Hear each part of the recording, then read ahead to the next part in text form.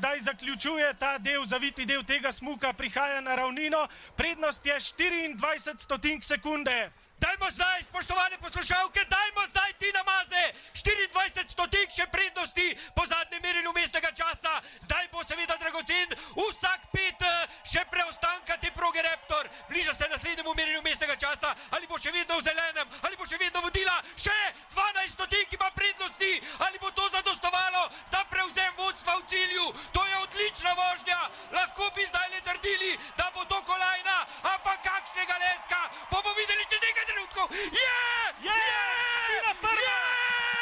200 stotinki! 200 stotinki!